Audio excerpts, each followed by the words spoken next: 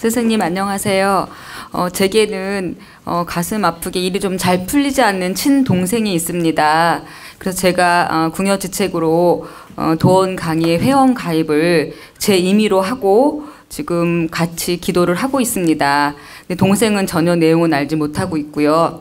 그냥 너 열심히 기도하고 열심히 살아라고만 제가 말을 했거든요. 이럴 경우 본인이 아닌 타인이 이렇게 회원 가입을 하고 같이 스승님과 기도를 해주었을 경우에도 한일의 정성을 받을 수 있는지 그게 궁금합니다. 감사합니다. 네, 아주 좋은 질문입니다. 지금 질문자께서는 동생이 하도 안쓰러우니까 대신 우리 도원 가족으로 회원가입도 시켜주고 또 함께 기도도 해주고 함께 기도하는 정성을 보이고 있어요. 근데 그 마음은 참 훌륭합니다. 그 마음은 훌륭한데 그 잣대를 우리가 바르게 놓아야 됩니다. 동생이 언니가 이렇게 회원 가입도 대신 시켜주고 함께 기도하는 법도 가르쳐 줬는데 동생이 이걸 바르게 따라올 때는 그게 공답이 있습니다. 반드시 그 공답이 있다. 근데 언니는 정성껏 동생을 위해서 회원가입도 시키고 이렇게 기도를 해주는데 동생이 이렇게 시큰둥해요. 예를 들면 이렇게 억지로 따라오고 시큰둥하다. 예를 들어서 그럴 때는 그게 크게 공답이 되지 않는다. 그래서 동생이 바르게 따라올 때는 그 행위 정말 거룩한 행위 될 수 있고 도움이 될 수 있습니다. 그런데 동생 마음 자세가 예를 들어서 억지 춘향이다. 그럴 때는 억지로 회원 가입도 하는 게 아니며 억지로 간섭하는 게 아니에요. 그러니까 권할 수는 있는데 기다려줘야 됩니다. 네가 스스로 할 때까지 내가 기다려주마. 그러면서 이렇게 권할 수는 있어요. 근데 그 마음이 진심이 동할 때까지 기다려줘야 돼요. 막 급해가지고 억지로 막 끌고 올려 하지 말고. 응?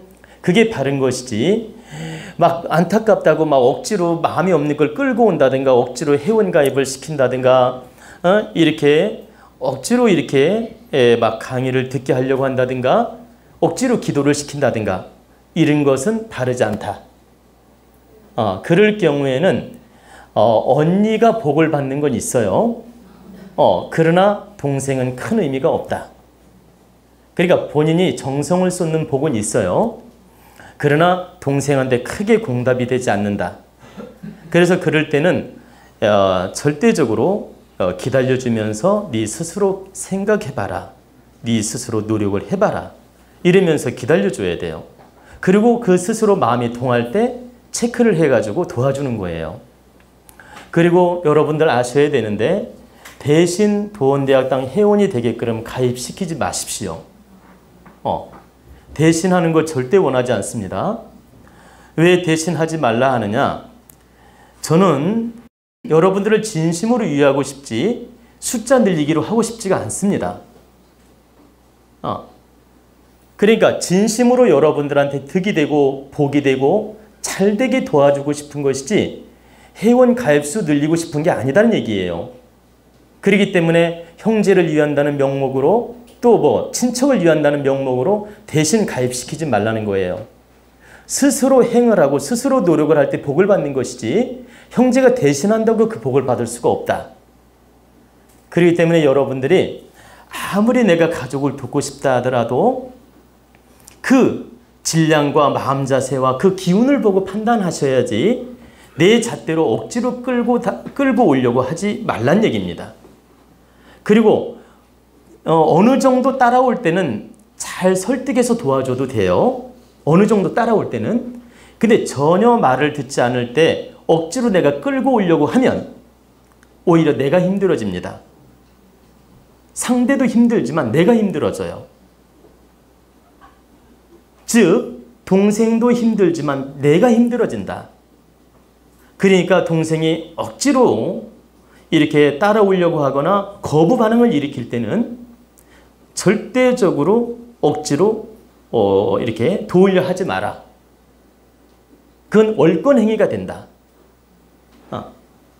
그래서 결과는 동생도 힘들고 나도 힘드는 그 결과를 맞이하게 됩니다.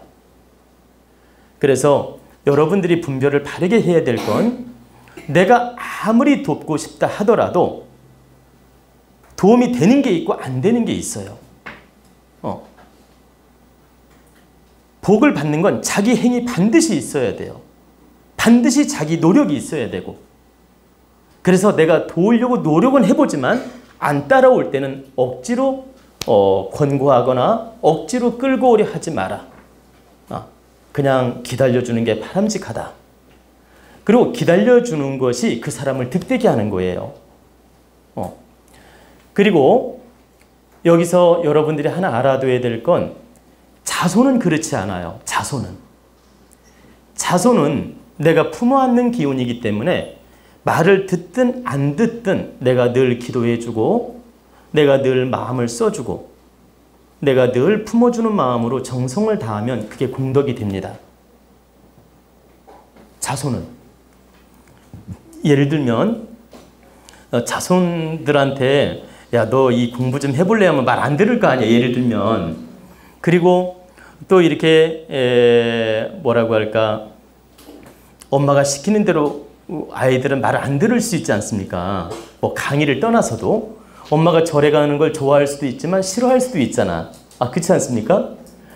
그런 것처럼 아이들은 내 말을 듣든 안 듣든 부모로서 품어주는 기운이기 때문에 내가 바르게 공부도 하고 바르게 깨우치기도 하고 바르게 기도도 해주고 이렇게 정성을 쏟으면 그 공덕은 반드시 아이들한테 가요. 그건 왜 그러냐? 내가 부모고 품는 기운이기 때문에 그래요. 내가 잘잘못을 다 끌어안는 기운이기 때문에 그래. 그런데 자손이 내 말을 잘 따라줄 때는 아이가 더 큰 복을 받죠. 근데 안 따라주더라도 부모가 바르게 노력을 할 때는 그 기운은 전달이 된다. 근데 형제는 달라요. 너무 놀라운 사실은 형제는 이미 보세요. 가지가 이 가지로 뻗어나간 거예요. 자, 봅시다. 이 몸통 이게 부모예요. 이 몸통이 부모인데 여기서 한 가지, 두 가지 자식을 낳았어요. 이건 몸통에서 다 에너지를 주는 거예요. 무슨 말인지 아시죠? 에너지를 주는 거기 때문에 내가 바르게 노력하면 그 기운이 전달돼요. 근데 형제는 어떤 몸통이냐면 잘 보세요. 이 몸통이 달라진 거야 이미. 형제는 나는 내 몸통, 형제는 형제 몸통이 따로 분리가 된 거란 얘기지. 그렇기 때문에 삶이 다르고 가치관이 다르고 복이 다르고 그릇이 다르다. 그래서 내가 도울 수는 있는데 상대가 말을 듣지 않을 때는 도울 수가 없다. 내가 도울 마음이 있다 하더라도 상대가 따라올 수 있을 때, 따를 때 도움이 되고 복이 되고 공덕이 되지, 상대가 거부할 때는 내가 아무리 노력해도 안 된다. 그래서 저한테 어떤 분이 형제를 위해서 어떤 방편을 써달라고 부탁하는 분이 있어요. 기도를 해달라고 한다든가. 그럴 때는 그 형제가 이 형제를 믿고 따라오는 게 보이면 내가 도와줄 때가 있어요. 근데 딱 이렇게 행을 보니까 형제가 따라오지도 않고 관심도 없어. 혼자 애가 타서 노력을 하려고 하는 거예요. 혼자 애가 타서 막 기도도 해주고 싶고 방편도 해주고 싶고 노력하려고 하는 거야. 거부합니다, 제가. 단호하게 거부해요. 안 된다. 지금 당신이 월권 행위를 하고 있다. 그러니까 절대적으로 월권 행위를 하지 마라. 그냥 지켜보고 놔두는 게 현명하다. 이렇게 말을 해줍니다. 그런데 그 형제가 이 동생을 너무나 아끼고 사랑하고 동생 말이라면 따라주어요. 그게 형식이든 진심이든 따라주어. 이럴 때는 이 형제가 그 오빠든 동생이든 도울 때 도움이 되는 거예요. 그러니까 내가 오빠를 위해 기도를 해줘도 도움이 되고 내가 동생을 위해 기도를 해줘도 도움이 된다. 상대가 동조를 할 때, 내 말을 받아줄 때. 근데 내가 어떤 노력을 하려 하는데 막 강력하게 거부를 해.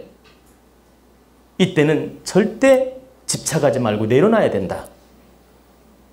그게 바른 것이며 우리는 그렇게 노력을 해야만이 상대도 득이 되고 나도 득이 돼요. 안타깝다는 이유로 함부로 집착하지 말라는 얘기입니다. 제가 이렇게 냉철하게 답을 드리는 것은 이게 바른 답이기 때문에 말씀을 드리는 것이에요. 그래서 저 선생님께서 어떻게 저렇게 냉정하게 냉철하게 말씀하실까 이렇게 생각할 수도 있는데 절대적으로 지금 제가 내린 답이 정답이다. 그렇기 때문에 우리 도원 가족은 이런 냉철한 잣대로 형제도 도와야 된다 이런 뜻입니다. 아시겠죠?